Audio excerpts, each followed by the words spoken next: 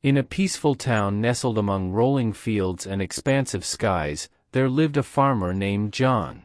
He was known throughout the community for his strong work ethic, tending to his fields from dawn until dusk. Yet, despite his dedication, John harbored a deep-seated anger that had become a festering wound in his soul.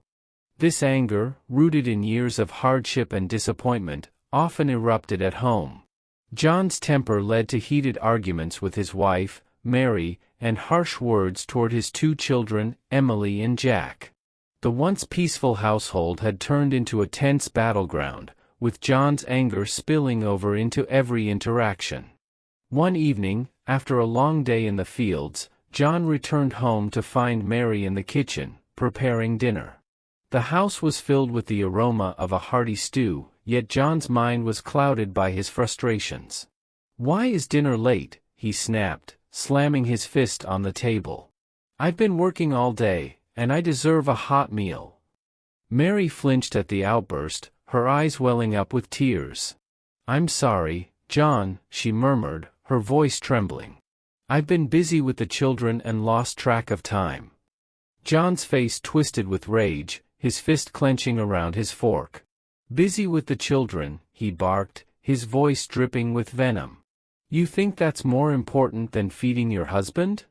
Before Mary could respond, Emily and Jack rushed into the room, their eyes wide with fear. "Dad, please don't fight with Mom," Emily pleaded, her voice quivering.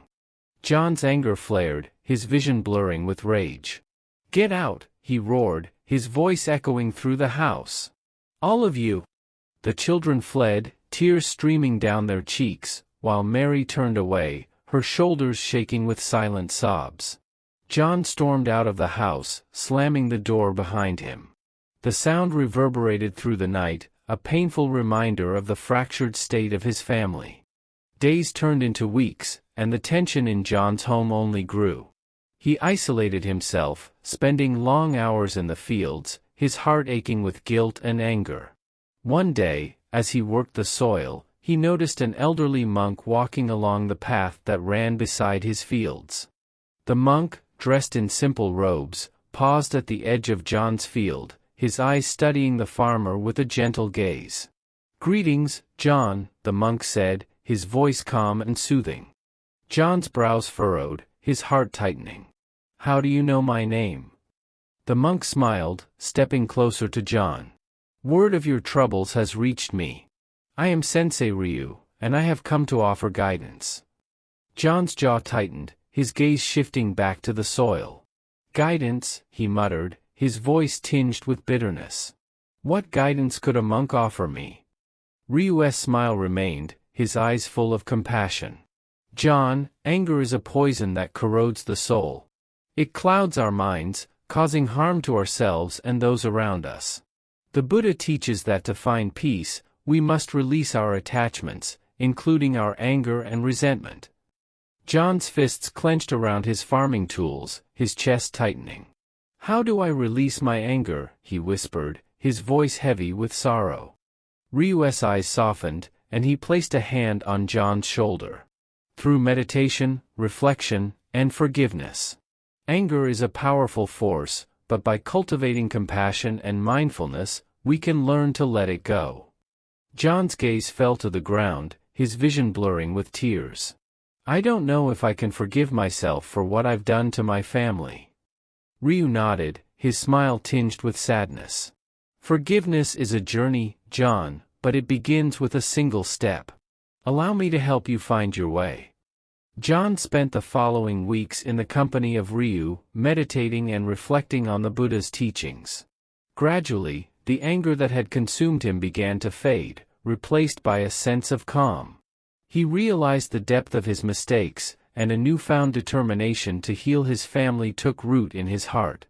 One evening, John returned home to find his family gathered in the living room, their faces marked by worry.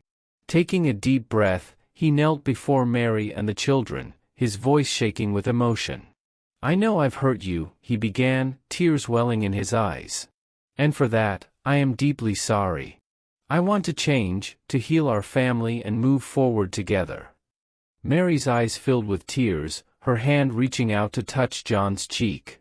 "I want that too," she whispered, her voice breaking. The children nodded, their expressions softening. John spent the weeks and months that followed rebuilding his relationship with his family.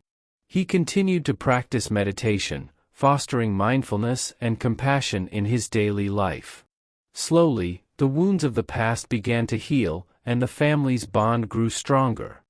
John's journey serves as a reminder of the Buddha's teachings. To find peace, we must release our attachments, including anger and resentment.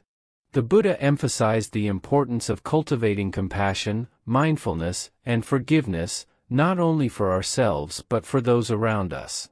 By following these teachings, we can heal the wounds caused by anger, mend broken relationships, and foster harmony in our communities, and through meditation and reflection, we can transform our lives, finding inner peace and nurturing positive relationships.